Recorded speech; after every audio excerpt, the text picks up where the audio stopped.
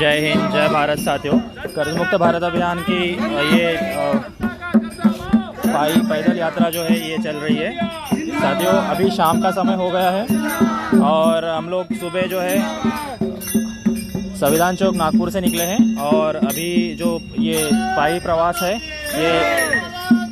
ये पहुंचा है और सुबह से काफ़ी ज़्यादा मात्रा में लोगों से मिल के हुआ है और अभी मार्केट एरिया में कर्ज मुक्त भारत अभियान की डिंडी होकर के गुजरत रही है। करना पड़ेगा जनता का कर्जा माफ, जनता का कर्जा माफ, जनता का कर्जा माफ, जनता का कर्जा माफ।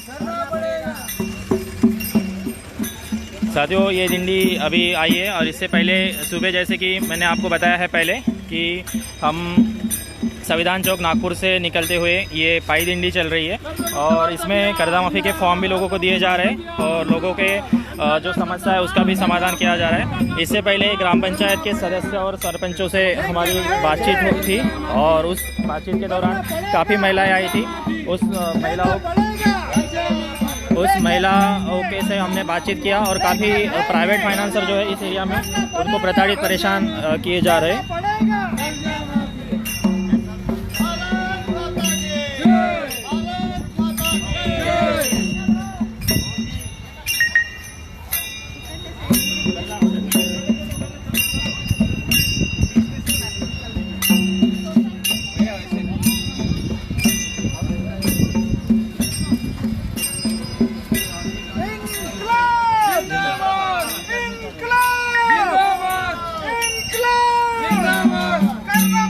साथियों कर्ज मुक्त भारत अभियान देश के एक एक नागरिक के पास पहुंच रहा है और आप देख सकते हैं अगर आपके ऊपर किसी प्रकार का कर्जा है तो सबसे पहले आप कर्जा माफ़ी का फॉर्म भरिएगा। कर्जा माफ़ी का फॉर्म निःशुल्क है और इसके लिए आपको बस इस नंबर पे मैसेज करना है।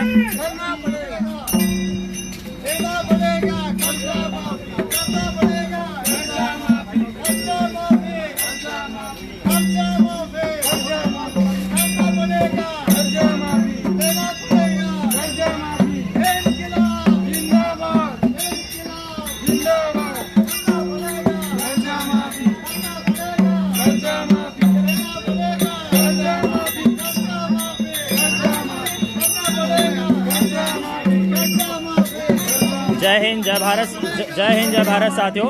अभी आज कर्जा मुक्त भारत अभियान के सभी लीडर्स हमारे साथ हैं।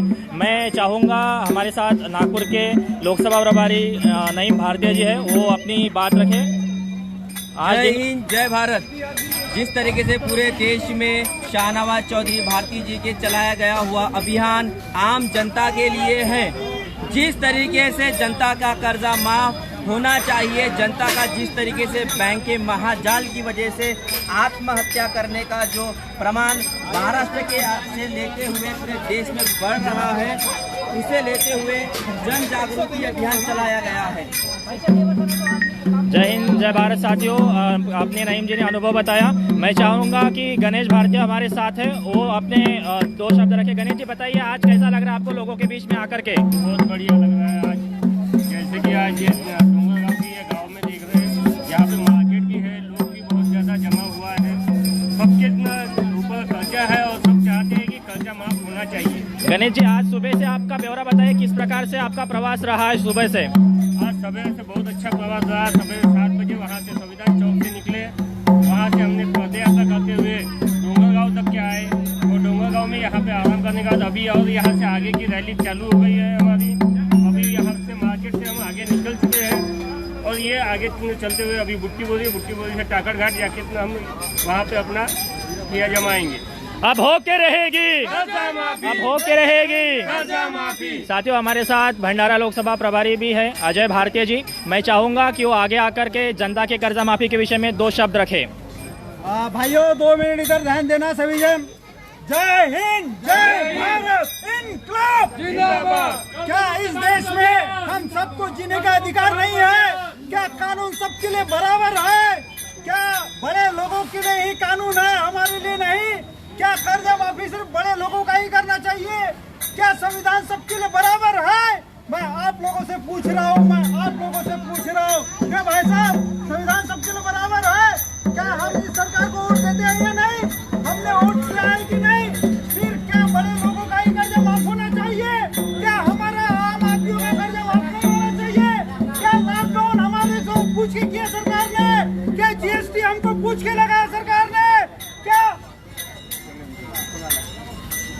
बहुत बढ़िया, बहुत बढ़िया, आपने अपनी बात रखी है। अभी साथियों हमने ये प्रवास जो है सुबह नागपुर से शुरू करके अभी जो है हम ग्राम पंचायत में पहुंचे हैं और अभी मार्केट यार्ड से हमारी जो डिंडी है वो आगे बूटीबोरी में जा रही है। तो मैं चाहूँगा कि हमारे जो प्रदेश अध्यक्ष जी है अरविंद सुरेश भारतीय जी, वो आज का पूरा ब्यौरा बताइए और आज किस तरह से उन्होंने लोगों से बातचीत की और किस प्रकार से लोग। अरविंद जी, मैं चाहूँगा कि आप बताइए कि किस प्रकार से लोगों से आपकी बातचीत हुई, जैसे महिलाओं से बातचीत हुई, क्या क्या उनकी समस्याएं थी।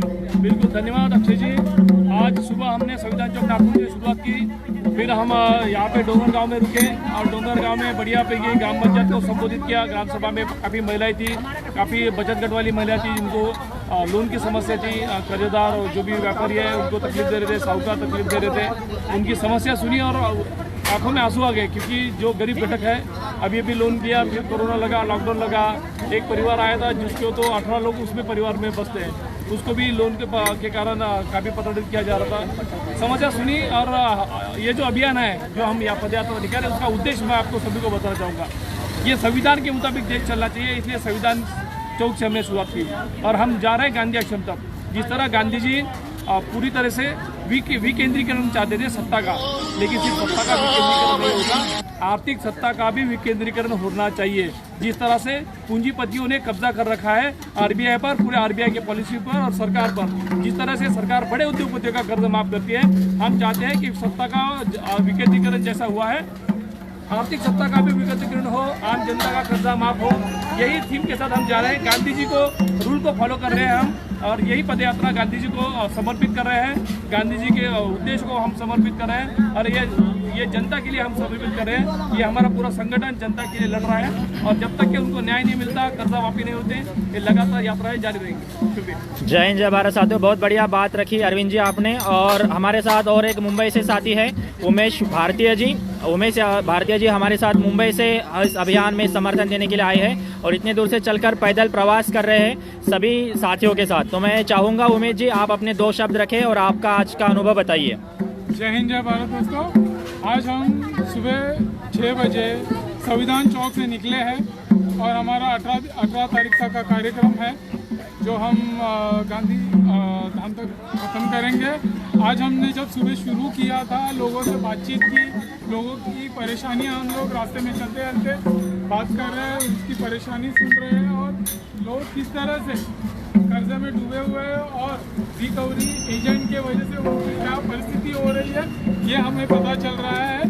तो हम सरकार से ये जो हमारी यात्रा है, ये लोगों के लिए है और लोगों को कर्जे की इन दलदल से बाहर निकालने के लिए, और ये यात्रा करके हम सरकार तक ये पहुंचाना चाहते हैं कि लोगों की परेशानी सुने और इन कर्जे में डूबे हुए लोगों को बाहर निकाले। जय हिंद, जय भारत। बहुत बढ़िया अपनी बात रखी उमेश जी आपने। और इसी तरह से हर व्यक्ति अगर आम जनता की कर्जा माफी के लिए प्रयास करेगा तो मैं बिल्कुल विश्वास दिलाता हूं कि जल्द से जल्द सरकार आम जनता का कर्जा माफ करेगी, जैसे सरकार ने बड़े बड़े उद्योगपतियों का कर्जा माफ किया है। हमारे साथ एक और साथी है जो रामटेक लोकसभा प्रभारी है। मैं चाहूंगा सचिन जी को कि वो आगे आए और अपनी बात रखे। काफी ज्यादा भीड़ है तो साथी थोड़े ये हो जाइए। सचिन जी आप अपनी बात रखिए। धन्यवाद अक्षय जी। साथियों और यहाँ पे उपस्थित सभी लोगों को मेरा ये कहना है कि जैसे सरकार की नीति होती है और सरकार की नीति अगर गलत हो जाए तो उसका असर जनता पर भी होता है। सरकार की कुछ गलत नीतियों के कारण, जिसमें नोटबंदी आ गई, छोटे व्यापारियों के लिए जीएसटी, लॉकडाउन, कोरोना जैसे कुछ महामारी जैसे इशू पर सरकार की नीतियों का आम जनता पर ऐसा असर हुआ कि उनका व्यापार बंद हुआ। और जब सरकार का ये उत्तरदायित्व है कि जब सरकार हमारी माए बाप होती है तो जब उनके बेटे जैसे आम जनता कर्ज की दलदल में अगर फंसी हुई है, उनको बाहर निकालना चाहिए। सरकार को वोट करने वाली आम जनता भी होती है, कुछ बड़े बड़े उद्योगपति नहीं। जब बड़े बड़े उद्योगपति का कर्जा सरकार माफ कर सकती तो 50,000 लाख 2 लाख रुपए के लिए कर्ज की दलदल में फंसे हुए हैं जो हमारी आम जनता है, उनका कर्जा क्यों माफ नहीं कर सकती सरकार? इसका भी जवाब देना चाहिए। और आम जनता की ओर से एक ही नारा है, जब तक सरकार कर्जा माफ करेंगी नहीं तब तक सरकार को छोड़ेंगी नहीं। जय हिंद, जय भारत। बहुत बढ़िया सचिन जी। हमारे साथ अभी चंद्रपुर लोकसभा प्रभारी है, गीता मेहर भारतीय जी, मैं चाहूँगा कि वो शॉर्ट में 2 शब्द रखें क्योंकि हमें और लंबा प्रवास जो है वो तय करना है और काफ़ी लोगों से मिलना है। गीता जी, आप बताइए कि आपने जो आज महिलाएं से बातचीत की, जो महिला आपसे मिलने आई है स्पेशली ग्राम पंचायत कार्यालय में, क्या था उनका अनुभव और किस प्रकार से कर्ज से पीड़ित है वो? जय हिंद, जय भारत।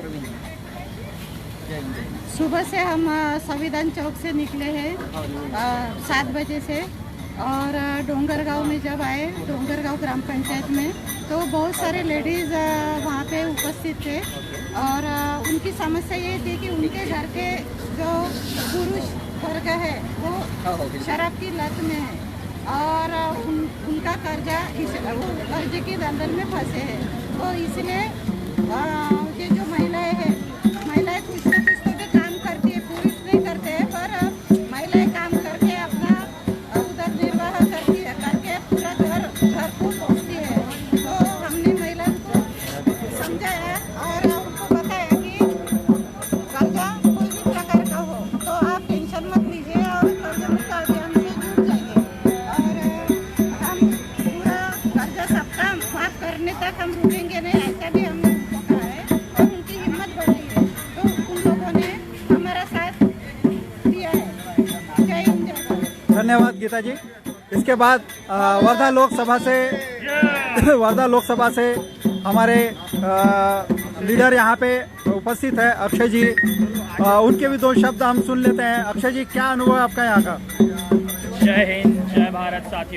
साथियों, जैसे कि आप देख रहे हैं कि मेरे पीछे काफ़ी लोग हैं यहाँ पे और कर्ज मुक्त भारत अभियान एक नागरिक तक यहाँ पहुँचाया जा रहा है। साथियों, कर्ज मुक्त भारत अभियान इस वक्त पूरे देश में चल रहा है और जहाँ हमने एक गांव में जा रहे हैं और एक ग्राम पंचायत के सदस्यों से बात कर रहे हैं, सरपंच से बात कर रहे हैं, तो महिलाएं खुद होकर के आगे आ रही है और लोग एक दूसरे को बता रहे हैं कि किसी भी प्रकार का अगर आपके ऊपर कर्जा है तो डरने की जरूरत नहीं है आपको, आप बस कर्जा माफी का फॉर्म भरिए। अगर आपको रिकवरी एजेंट प्रताड़ित कर रहे हैं, परेशान कर रहे हैं, अगर कोई भी आपको कर्जा वसूलने के प्राइवेट साहूकार अगर परेशान कर रहा है तो बिल्कुल आप हमसे संपर्क करिए।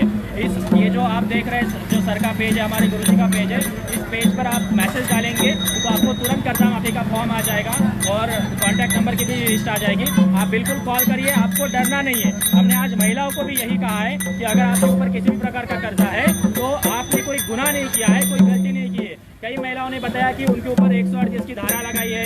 बचतगढ़ के जो महिला है, खास करके उनके सवाल आए थे कि जो रिकवरी एजेंट है सुबह 8 बजे से उनके घर में बैठ जाते हैं। तो हमने भी उनको यही कहा कि अगर आगे से अगर कोई भी रिकवरी एजेंट आपके घर में इतना समय तक बैठेगा तो बिल्कुल आप हमें कॉल करिएगा, उनका वीडियो निकाल करके हमें भेजिए या डायरेक्टली आप मेरी बात करवाइए, मैं पुलिस से बात कर लूँगा, क्योंकि ये बिल्कुल ही गलत है। RBI के अनुसार से आधा घंटे से ज़्यादा कोई भी रिकवरी एजेंट आपके घर में बैठ नहीं सकता है। और मैं आपको विश्वास दिलाता हूँ कि हर नागरिक का 1-1 रुपए का कर्जा बिल्कुल माफ करवा के रहेंगे, क्योंकि हम निकल पड़े हैं। हम एक नागरिक के पास जा रहे हैं। अभी यहाँ भी हमने काफ़ी दुकानदारों से बात की, उनके फॉर्म भी भरवाए। लोग शुरू में आगे नहीं आ रहे थे, बता नहीं पा रहे थे, लेकिन जब हमने उनको बताया कि आपको डरने की आवश्यकता नहीं है, किसी से भी डरने की आवश्यकता नहीं है, आगे आकर बता रहे थे साथियों। कई तो आंखों से आंसू आ रहे थे। अभी 2 व्यक्ति आए थे मिलने के लिए, बेचारे ढूंढते आगे उनको पता चला कि अभियान चल रहा है और रूट से जा रहा है, तो मिलने भी आए। तो साथियों, उनके ऊपर भी सरपेसी एक्ट के तहत केस लगा था और DRT कोर्ट से उनको ये भी नहीं मिल रहा था, स्टे भी नहीं मिल रहा था, तो हमने हमारे एडवोकेट से भी बात करवा के दी। साथियों, बिल्कुल आप डरना नहीं है, आपको हर नागरिक का 1-1 रुपए का कर्जा बिल्कुल माफ करवा के रहेंगे। अभी हमें और लंबा सफर तय करना है। अभी हमारा नेक्स्ट पड़ाव बुट्टीपुरी में रहेगा, टाकलघाट में रहेगा, तो अब अभी हमें और यात्रा जो है पैदल चल रहे हैं। साथियों, आप सभी के लिए हम पैदल चल रहे हैं, आप सभी के लिए हम धन्यवाद अक्षय जी। क्योंकि आप देश के नागरिक हैं तो ये सरकार की जिम्मेदारी है, लेकिन सरकार की जिम्मेदारी आज हम निभा रहे हैं। तो आप सभी का जो साथ हमें मिल रहा है, आशीर्वाद हमें मिल रहा है, इसकी हमें और ज़रूरत है। और मैं आप सभी का धन्यवाद देना चाहूँगा कि जो आप हमें साथ दे रहे हैं, आशीर्वाद दे रहे हैं। साथियों, अभी के लिए इतना ही, फिर मिलेंगे और जब और जैसा भी और लंबा प्रवास तय करना है, आगे जाना है, तो फिर से आपकी मुलाकात होगी अगले पड़ाव पर। तब तक के लिए जय हिंद, जय भारत। धन्यवाद।